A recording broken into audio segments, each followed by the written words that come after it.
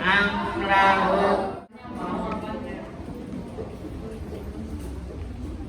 Masalahnya kita mau tidak bersentuhan dengan Quran. Kita mau tidak belajar sama Al-Quran. Anak-anak kalau pengen jadi anak-anak paling hebat nanti di masa anak-anak dewasa, maka sekarang inilah saatnya. Sekarang saatnya anak senang belajar Al-Quran. Sekarang masanya anak-anak harus cinta sama Al-Quran. Nanti yang mau belajar Ustaz coba tanya paham apa. Jadi kesimpulannya tadi apa? Siapa saja yang bersentuhan dengan Al-Quran pasti menjadi mulia. Pantas kalau kemudian kata Rasulullah, surga merindukan orang yang membaca Al-Quran. Pantas kalau begitu, di antara 4 golongan yang dirindukan surga, di antaranya adalah orang yang mau membaca Al-Quran. Karena siapapun yang membaca Al-Quran pasti mulia. Dan anak-anak sekarang pengennya hidup mulia, hidup gampang, atau hidup susah. Kalau pengen hidupnya gampang, hidupnya mulia, maka bersentuhanlah dengan Al-Quran. Tapi semakin anak-anak menjauh dari Al-Quran, maka anak-anak akan hidupnya susah, hidupnya rumit. Ustaz ingin cerita tentang sebuah tulisan yang ditulis oleh Humphrey Jason. Dia menulis buku judulnya Militan Islam. Kalau dalam bahasa Arab, Islam As-Sawri. Dia menulis buku itu. Buku ini kemudian tidak boleh terbit selama 75 tahun. Dikunci oleh orang Barat, tidak boleh dibuka. Karena kalau dibuka isinya bahaya. Kalau isinya dibuka akan menjadikan kaum muslimin kembali kepada Al-Quran. Apa isi penelitian dari Humphrey Jason? Dia mengatakan dulu sebelum Eropa melakukan penjajahan, kita tahu kan bangsa Indonesia pernah dijajah enggak? Siapa yang menjajah kita? Belanda orang mana? Eropa, Prancis, Belanda, Inggris. Sebelum mereka datang menjajah kita, jadi yang mau belajar, Ustaz suruh ceritain kembali bisa Anda. Sebelum mereka datang ke Indonesia, sebelum mereka menjajah dunia, sebelum mereka nyamplok kekayaan alam, mereka pengen tahu kekuatan mana yang paling hebat, supaya nanti kalau mereka menjajah tidak ada yang melawan. Mereka meneliti dari mulai Samudra Hindia sampai ke Samudra Pasifik. Mereka meneliti tidak ada kekuatan paling hebat melebihi kekuatannya muslimin. Karena pasukan muslimin itu luar biasa. Pasukan muslimin kalau sudah mulai bergerak, musuhnya langsung demam. Karena pasti gak bakalan menang. Saking hebatnya kaum muslimin. Bagaimana gak hebat? Gak ada pasukan kakek-kakek pincang bisa maju lawan perang. Sementara mereka kalau mau pengen punya pasukan hebat, punya pasukan berani mati, harus gaji dulu, jadi tentara dulu, kader dulu. Tapi muslimin begitu seruan kita jihad, semuanya bergerak. Maka kemudian hasil penelitiannya tidak ada pasukan paling hebat, tidak ada kekuatan paling hebat kecuali kekuatan muslimin. Lalu perintah kedua, kalau begitu teliti apa kehebatan muslimin, kita tiru.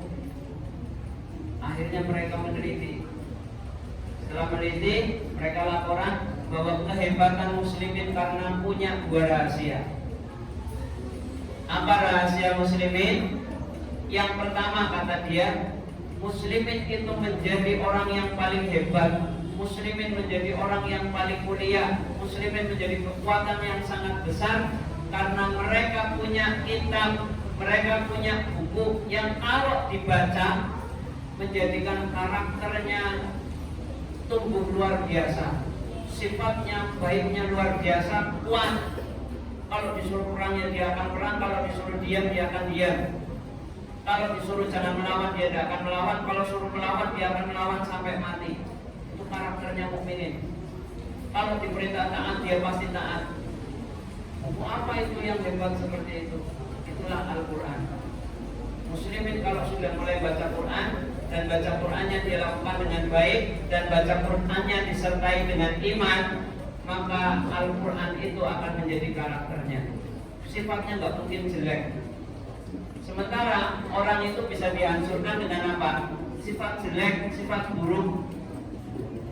Suatu bangsa bisa dihancurkan gampang, dirusak akhlaknya, nanti dia nggak akan bisa ngapa-ngapain. Dan itu rahasianya Barat, kalau mau menghancurkan suatu negeri gampang, hancurkan akhlaknya. Makanya kalau pengen ngancurin Indonesia gampang, dibikin akhlaknya rusak, kasih game online, akhirnya rata-rata mainan game online semua.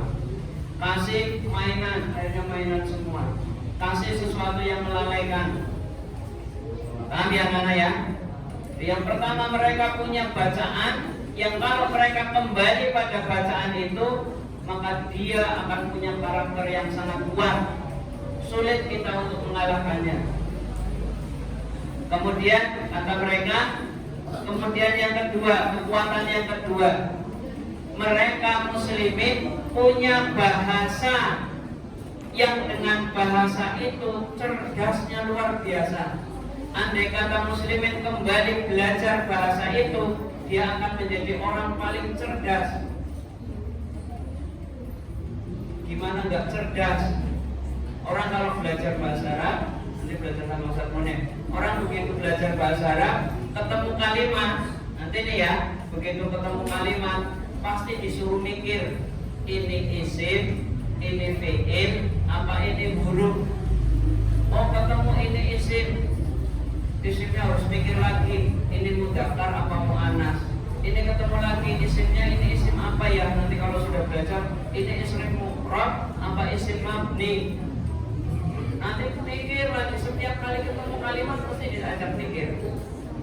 Itulah makanya kenapa orang kalau belajar bahasa Arab, dia akan menjadi orang paling cerdas. Beda kalau belajar bahasa Indonesia. Kalau belajar bahasa Indonesia cuma suruh mikir dua, satu rangkaian katanya, dua artinya. Sudah cukup. Belajar bahasa Inggris juga sama. Disuruh rangkaian bacanya bagaimana, cara bacanya bagaimana, lalu kemudian artinya apa. Tapi kalau bahasa Arab bisa disuruh mikir 7 kali. Paham anak-anak? Maka kata mereka, kita nggak mungkin bisa meniru mereka. Kita nggak punya kitab suci sebagaimana kitab sucinya umat Islam. Kita nggak punya bahasa sebagaimana bahasanya umat. Lalu gimana biar kita menang? Gampang. Caranya, jauhkan mereka dari Al-Quran. Bikin mereka nggak suka sama Al-Quran. Bikin mereka nggak suka sama bahasa Arab.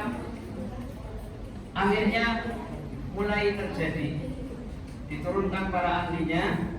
Kemudian ada dua versi, versinya Inggris dan versinya Prancis. Kalau versinya Inggris, begitu pasukan datang, kalau ada pembelajaran Islam dihanguskan, dihancurkan. Ada madrasahnya dihancurkan. Ada pelajaran baca Al-Quran diurak-urak.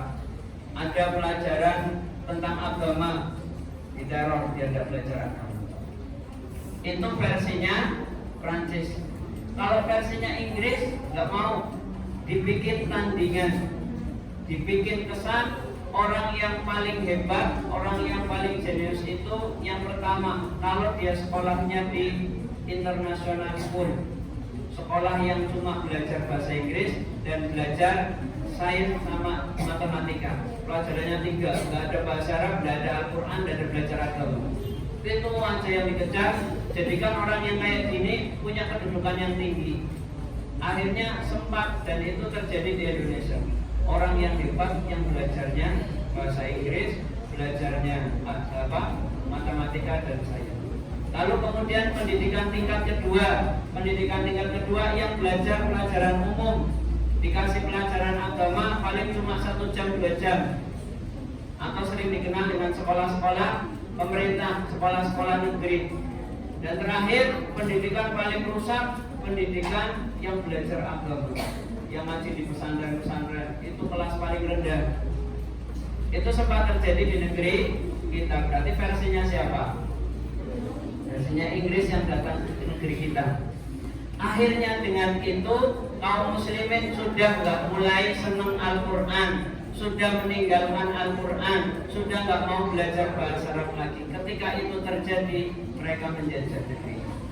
Ketika menjajah negeri ini, ya sudah kita terjajah lama. Kapan bangkitnya kembali?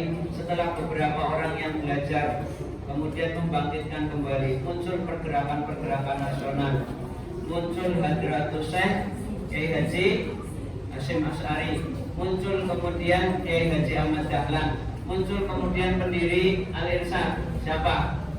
Syekh Ahmad Surkati, yang mulai mengajarkan kembali pelajaran-pelajaran agama, mulai memunculkan kembali ruh-ruh agama, sehingga muncullah pergerakan-pergerakan nasional. Kita bisa merdeka. Lihat anak-anak, dengan Al-Quran kita akan mulia, tapi dengan Al-Quran kalau kalian tidak mau mempelajari dengan sebaik-baiknya, dia akan turun. Paham? Berarti Al-Quran penting apa enggak untuk dipelajari? Al-Quran penting apa enggak? Baik, itu cukup untuk pembukaan aja karena sampai jam 5 selanjutnya. Baik, itu sementara dari Ustaz. Berikutnya nanti akan kalian dengarkan tausiah, semuanya rapi-rapian. Sambil menunggu tausiah, tutup Al-Qurannya. Kita mengulang kembali surat Al-Mulk. Al-Quran apa Al-Mulk? Al-Quran ya? Al-Quran. Ya bareng-bareng. Bismillah.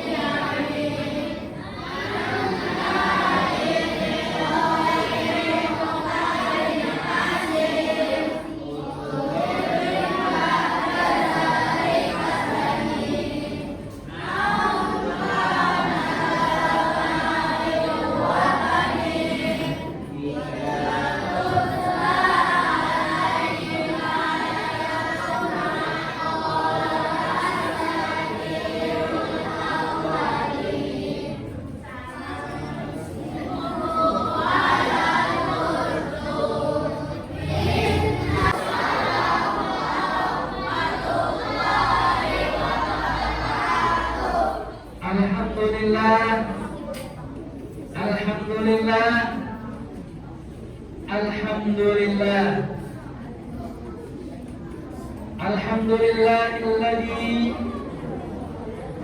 arsala rasulahu bil huda wa dinil haqq liyudhhirahu 'ala ad-dini kullihi walau karihal kafirun.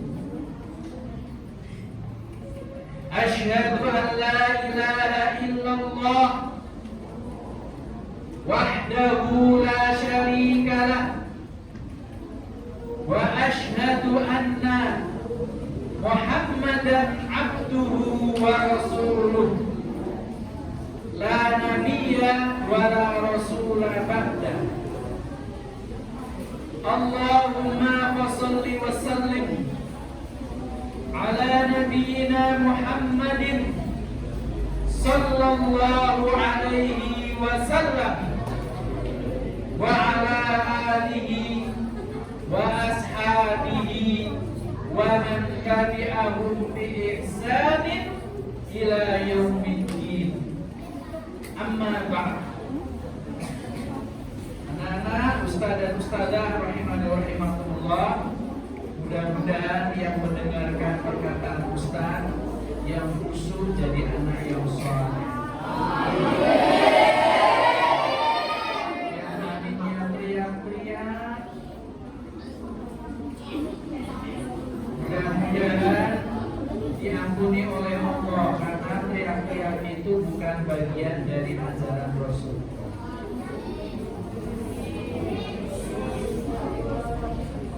Nah, perhatikan. Ustaz mulai dari cerita yang paling ringan dulu. Ustaz ingin cerita yang paling ringan. Di dalam hadis Al-Arba'in An-Nawawi, Ustaz akan bawakan 3 cerita, mudah-mudahan cukup 3 cerita. Cerita yang pertama, mudah-mudahan cukup. Cerita pertama,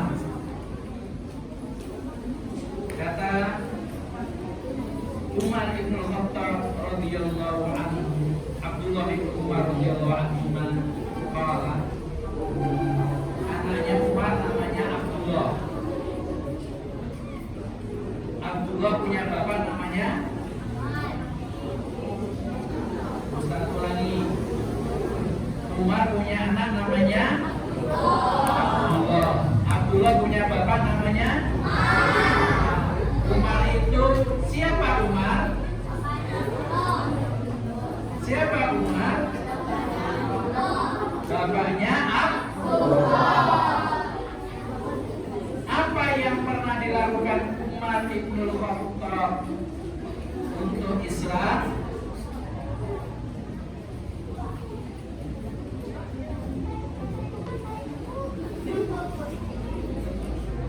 Apa? Menjadi khalifah yang ke. Ustaz ingin beritahu anak-anak, Umar bin Khattab pada saat itu duduk bersama Rasulullah SAW, dan Rasulullah dikelilingi para sahabat. Tahu nih ya, bukan tempe-tempe ya, tahu.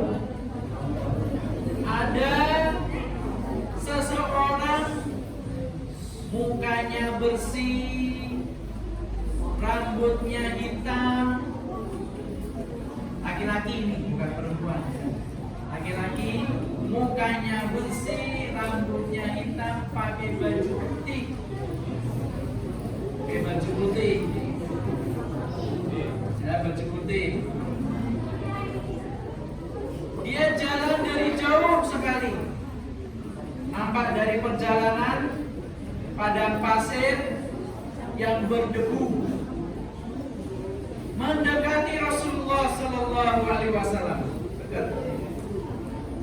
Begitu mendekati Rasulullah Sallallahu Alaihi Wasallam, Rasulullah duduk bersila.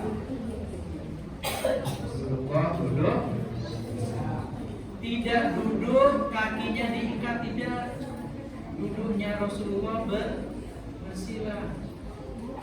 Tidak diikat, tidak buat tempat sandaran janggutnya, enggak. Rasulullah kalau duduk tidak sandaran dengan janggutnya, sandaran sama dengkul, enggak sandaran. Jadi enggak begini, enggak. Tapi kakinya bersila, bersila. Sila atau duduk tahiyat.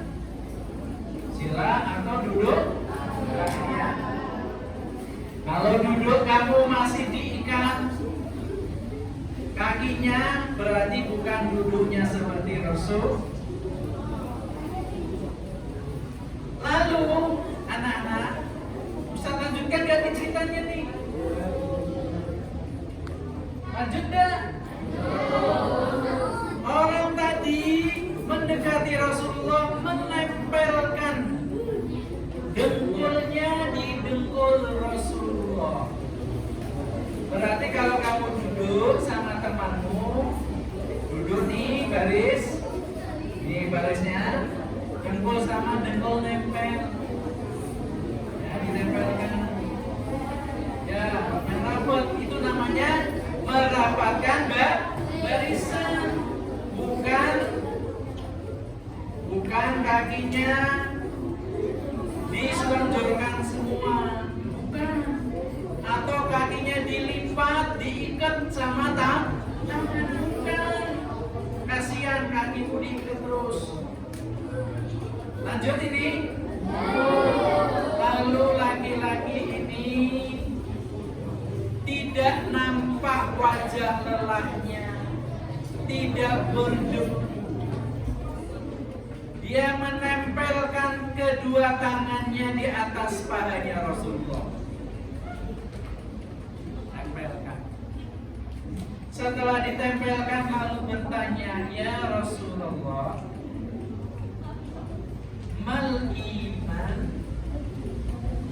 Lalu Rasulullah menjawab, iman antu'minu billahi wa malaikatihi wa kutubihi wa rusulihi wal yaumil akhiri wal qada'i wa qadari khairihi wa syarrihi.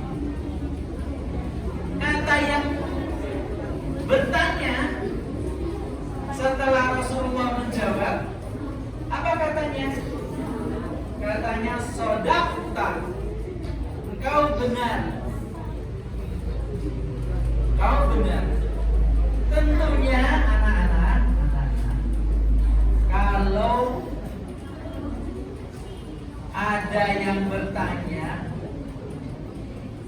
yang ditanya jawabannya benar, yang bertanya mengatakan benar kamu jawabannya, berarti yang bertanya lebih pintar apa lebih bodoh? Lebih pintar. Tapi di sini karena wahyu. Jelas?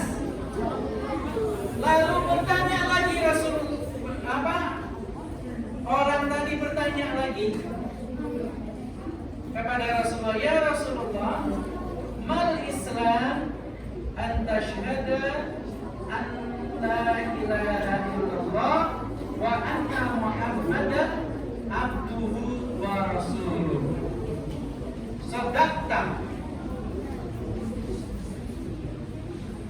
Kata yang bertanya betul. Jawabannya betul. Lalu bertanya lagi, mal ihsan? Dijawab lagi oleh Rasulullah, an ta'budallah ka'annaka tarahu fa in lam takun tarahu fa innahu yaraka. Sudah betul jawabannya. Lalu bertanya lagi, mal qiyamah? Apa yang disebut hari kiamat? Lalu Rasulullah menjawab, al-mas'ul was-sa'il. Al-mas'ul yang bertanya, yang ditanya, dan yang menjawab, yang bertanya, yang ditanya, dan yang bertanya. Yang ditanya siapa? Yang ditanya siapa? Yang ditanya siapa? Rasul. Yang bertanya malaikat Jibril. Apa jawabannya? Yang bertanya dan yang ditanya tidak sama-sama tahu. Jadi Rasulullah tidak tahu kapan kiamat, dia tahu kapan terjadinya kiamat. Lalu malaikat bertanya lagi, ma'alamatu. Lalu Rasulullah menyebutkan tanda-tanda kiamat. Nah, pelajaran yang Ustaz ingin ambil satu cerita yang pertama, anak-anak, Ustaz beritahu cara duduk kamu. Hanya Ustaz ingin beritahu cara duduk kamu seperti duduknya Rasulullah bersama para sahabat. Kakinya tidak diikat,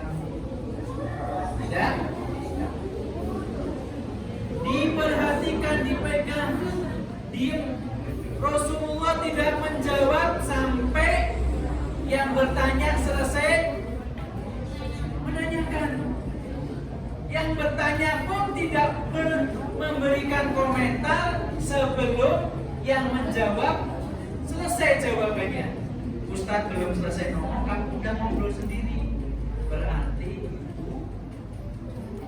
tidak sesuai apa yang di Rasulullah SAW sampaikan tadi. Nanti disuruh bangun, suruh cerita nggak mau, nggak bisa.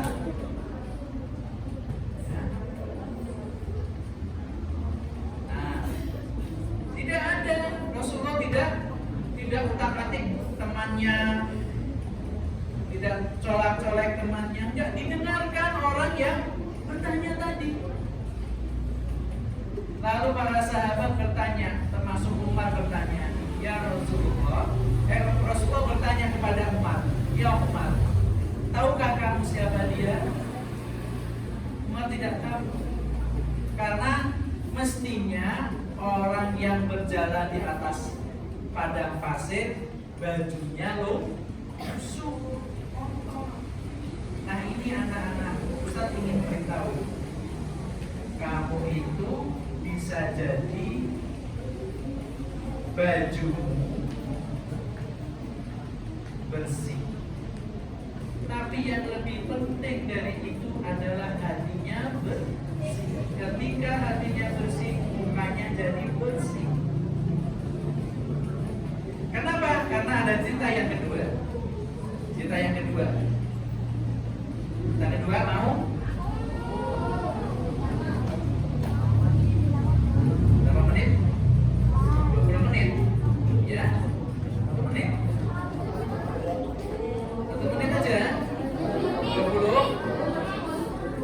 Cerita yang kedua itu begini. Kalau tadi yang datang mukanya bersih, bajunya putih juga bersih, rambutnya bagus sekali, wajahnya bagus sekali. Itu menandakan hatinya bersih. Cerita yang kedua sebaliknya.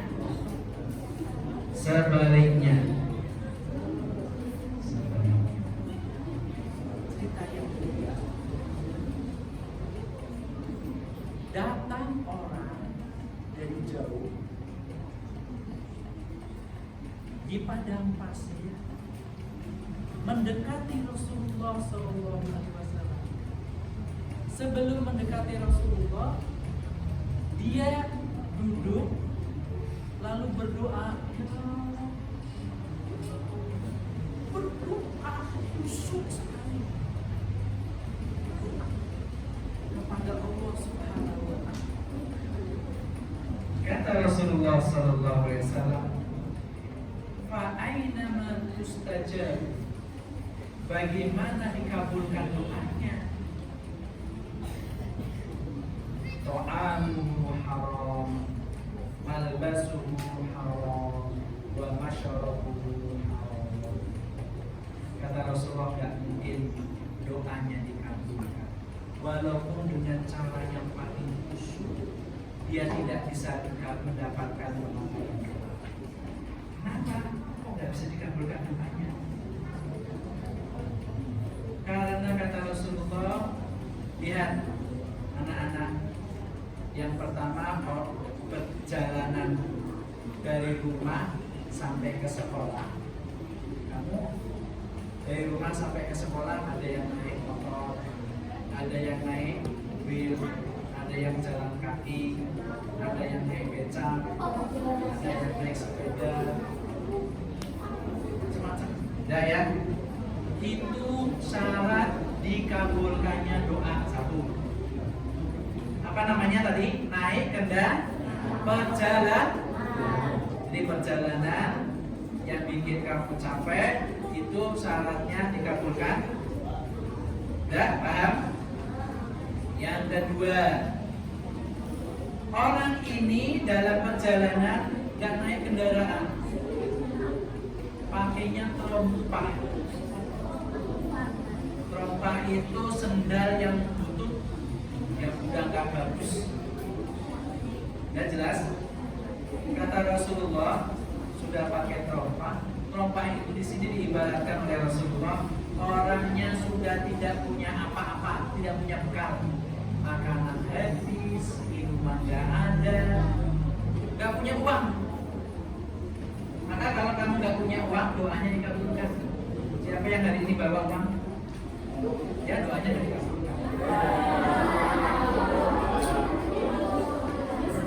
Bawa uang sih, ya. Biar doanya dikabulkan. Gak usah bawa uang, gak usah bawa uang banyak-banyak. Yang penting cukup. Yang penting cukup. Aku jajannya banyak sekali. Ada yang bawa 10.000, 20.000, 30.000, ada yang 50.000. Banyak kan? Anaknya Ustadz aja bagus. Anaknya Ustadz kalau sekolah SD 2.000 sehari. Jajan cukup 2.000. Sebab untuk apa sih?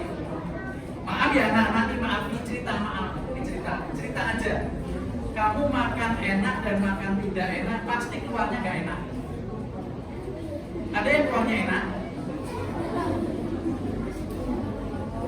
Ustaz tanya, kamu makan enak sama makan gak enak, keluarnya enak apa gak enak? Ada yang nengok? Ada yang nengok Ustaz tanya? Gak ada kan? Ditinggalin semua, dibiarin mengalir jauh, bahkan gak ditembak, bahkan dikasih air yang banyak. Supaya apa? Jauh. Makanya gak usah mikir makan enak atau tidak, sama di perut sama, cuman bedanya di mulut saja. Nah, di sini anak-anak, yang penting itu untuk perut itu untuk apa sebenarnya sih? Supaya kuat beribadah, bukan supaya kenyang toh, supaya kuat ibadah. Ibadahnya kuat, makan. Ibadahnya kuat, minum. Dan minumnya harus lihat, minuman itu minuman sehat atau tidak. Percuma kamu bawa uang banyak jajan tapi makanan minumannya tidak sehat. Percuma. Berarti tadi tuh orang yang gak punya harta, orang yang gak punya uang, doanya dikabul. Makanya anak-anak kalau pas lewat lampu merah ada orang minta-minta, kasih, bilang doakan saya jadi orang pinter, doakan saya jadi hafid Quran, sambil sedekah walaupun cuma 500 perak, tapi bilang, Bu, doakan saya jadi hafid Quran. Tidak begitu kamu sedekah nggak minta doa, nanti minta doa. Jadi kalau sedekah minta doa, karena mereka ini doanya dikabul. Kenapa? Karena nggak punya. Orang yang minta-minta itu doanya dikabul tanpa minta. Itu tadi ciri yang kedua. Ciri pertama apa tadi doa dikabulkan? Ayo, halo. Ciri pertama berjalan. Ciri yang kedua nggak punya uang. Ciri yang ketiga. Ciri yang ketiga pakaiannya lusuh, rambutnya kusut. Itu maknanya punya masalah banyak sekali. Masalahnya banyak. Kalau tadi nggak punya uang, sekarang ini orang ini sudah punya masalah banyak sekali masalah. Jelas? Masalahnya banyak sekali problematika dia ditemui, dia didolimi orang, dicaci maki orang. Berarti dia punya unsur di doanya dapat dikabul. Tapi apa kata Rasulullah? Fa'aina ma tustajabu lahu. Bagaimana doanya mau dikabulkan? Kok bisa ya? doanya nggak bisa dikabulkan padahal sudah ada syarat-syaratnya. Anak-anak, ibarat kata kamu jadi orang pinter. Jadi orang pinter, hafal Quran, pinter, hafal Quran, rajin sembahyang, berangkat sekolah setiap hari. Berangkat sekolah setiap hari. Ini berangkat rajin. Bahkan kalau berangkat sekolah mesti duluan, pulangnya terakhir. Karena ayah ibunya nggak jemput-jemput. Berangkat duluan, pulangnya terakhir. Rajin orang ini, pintar, hafid, rajin berangkat sekolahnya. Cuman satu kekurangannya. Dia namanya daftar di SD Al-Ihsan. Kira-kira lulus SD nggak? Kenapa nggak lulus? Karena nggak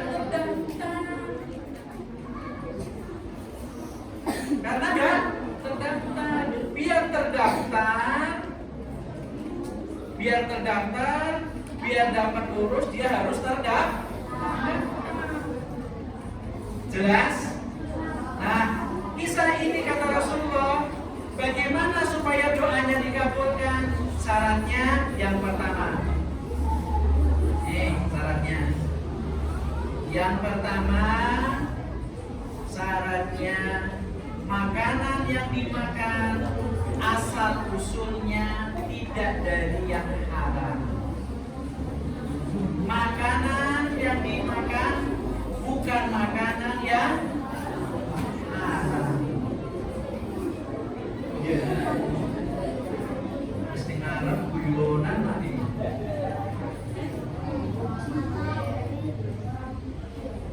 Pakaian yang dipakai bukan berasal dari yang uang yang halal. Maka supaya hal doanya terkabul semuanya harus halal, daftar, resmi. Kalau nggak resmi berarti nggak lulus. Dan makanya sudah punya syarat doanya dikabulkan, tapi ternyata doanya tidak dikabulkan gara-gara ada yang uang buat beli makanan, uangnya dari uang yang haram. Sudah uangnya haram, makanan yang dibeli makanan yang haram. Ya, sudah makanannya haram, uang yang diperoleh dari sesuatu yang haram, cara makannya dengan cara yang haram. Contoh nih, Ustaz kasih contoh. Anak-anak, kalau ada uang 100 juta di depan kamu, mau bawa pulang apa lapor ke sekolah? Bawa pulang apa lapor ke sekolah?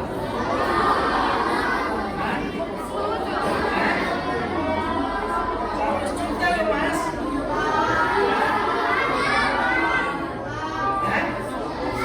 Bawa pulang apa lapor ke sekolah? Berarti kamu belajar sesuatu yang kalau 5.000 lapor sekolah, 10.000 lapor sekolah, begitu 100 juta matanya merem, ngumpet, hilang-hilang, bungkus, batas balik.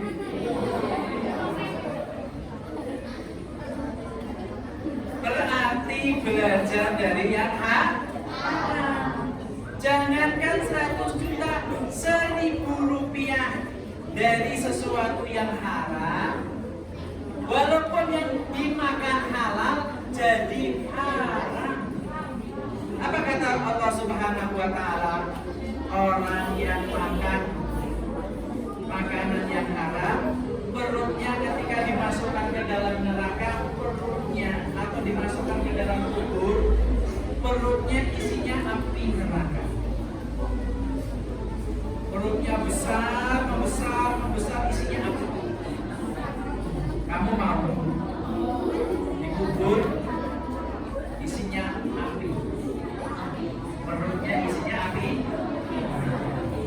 Alhamdulillah. Baik, anak-anak cukup sadar?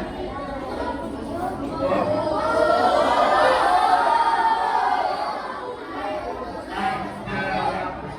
Kurang lebih 10 menit.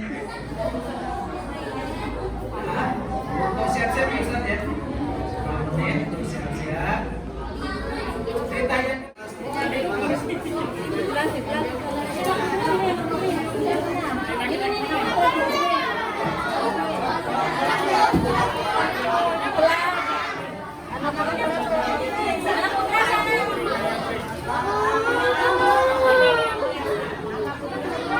Anak